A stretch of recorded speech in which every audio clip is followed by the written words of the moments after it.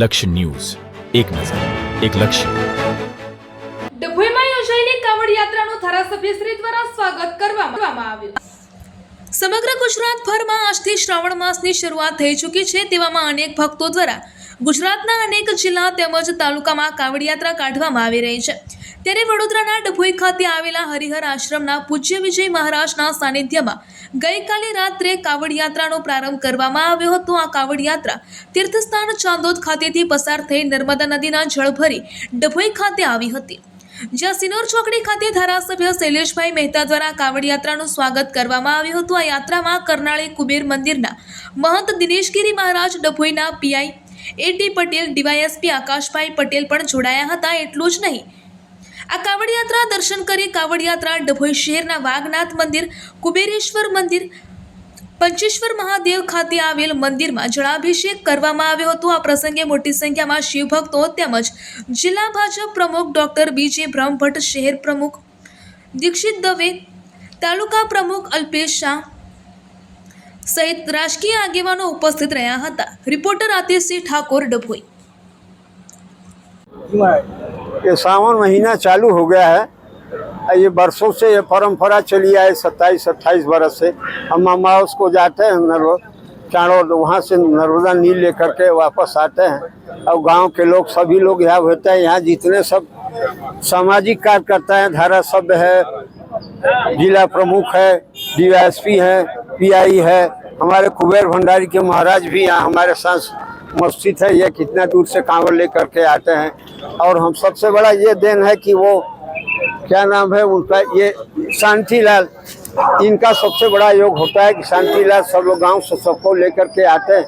ये कांवड़ की शोभा बढ़ाते लोग कांवड़ में शामिल होते हैं.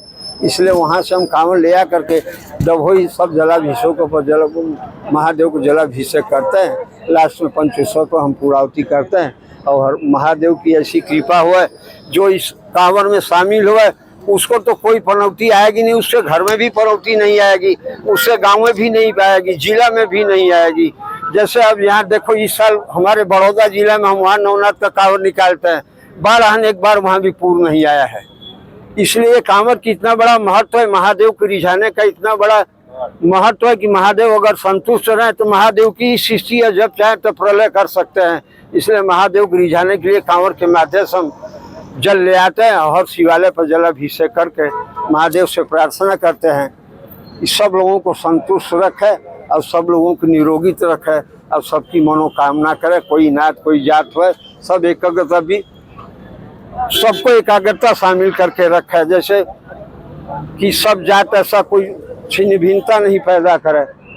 जहाँ सुमतता संपन्ना, जहाँ कुमतता विपत्ति निधाना. हर जगह समाज में इस समय सुमत होनी चाहिए. और हम तो ऐसा कहते हैं, अभी ये 10वां बरस पूरा हो. આજથી શ્રાવણ માસની શરૂઆત થઈ રહી છે. શ્રાવણ મહિનો એટલે મહાદેવજીને પ્રસન્ન કરવાનો માસ કહેવાય.